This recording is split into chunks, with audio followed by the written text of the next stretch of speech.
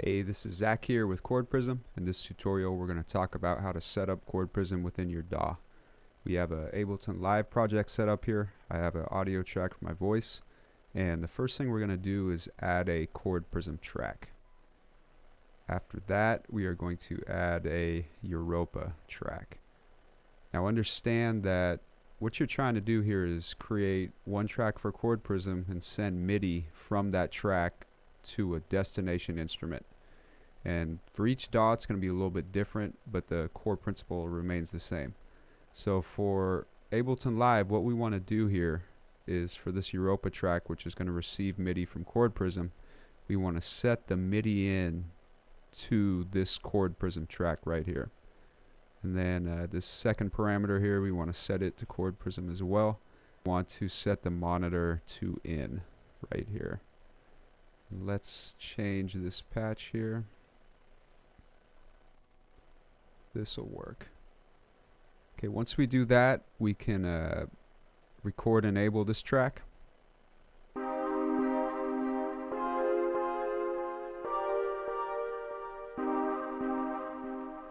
And you can see that we're getting MIDI in there. So let's adjust this a little bit.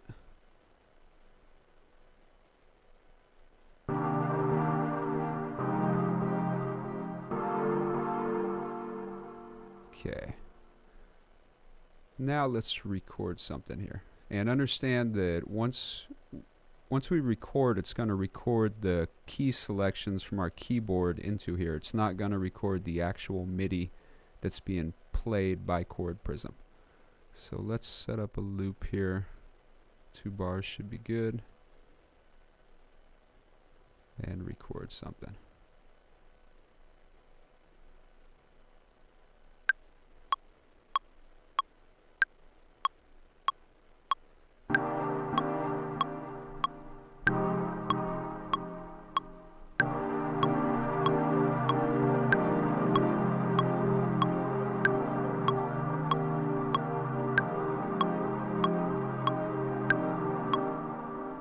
Okay, you can see that recorded in there, and for some people you may want to get the actual notes being played by Chord Prism into your destination instrument track. And it's pretty easy to do that. All we need to do is open up Chord Prism here, and you can see that there's an export drag and drop button here, and there's a number in the upper right corner, and what that number represents is how many bars have been recorded inside of Chord Prism's internal buffer. So right now there's 8, and that's a little bit more than what I need. I have a 2-bar loop set up, so I only need 2. And the way that I can get 2 is I can just restart playback here.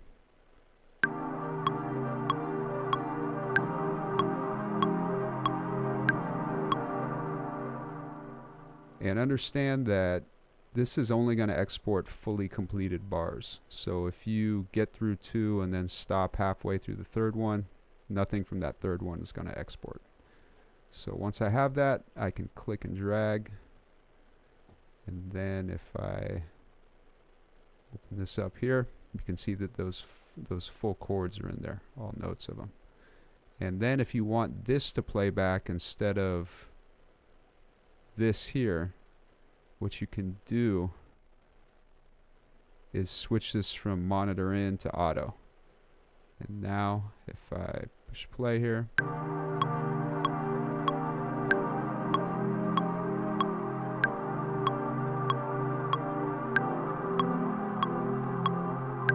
so I just messed that up intentionally to show you that it is indeed playing this these chords here.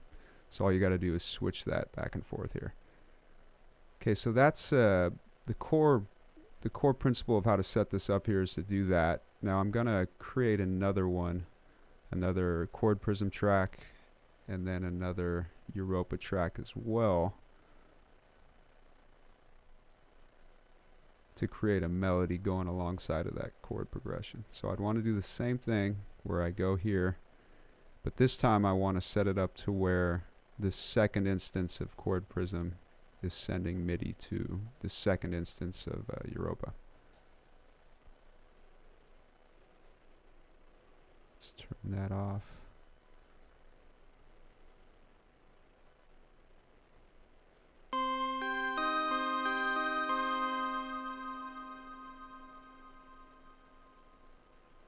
create a track here.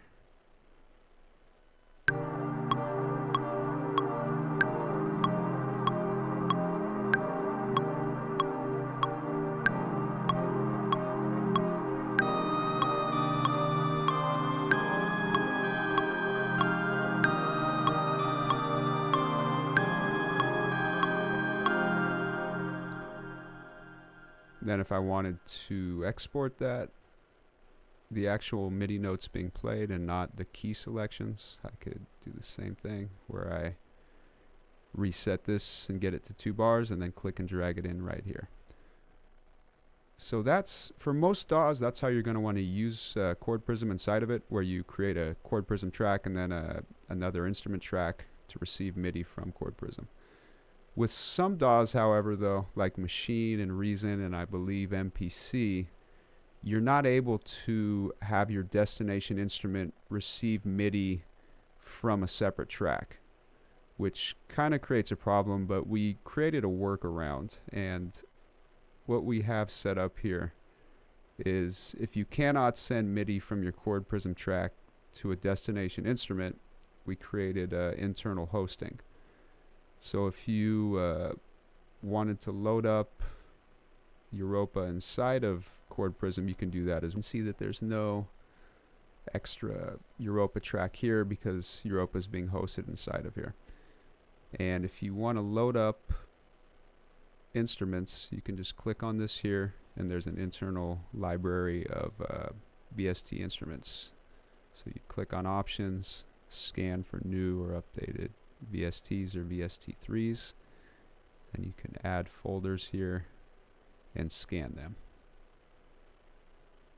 Then once you get them in here, you can remove them if you need to, or do whatever you need to do. And then once you have that set up, actually let's record enable that.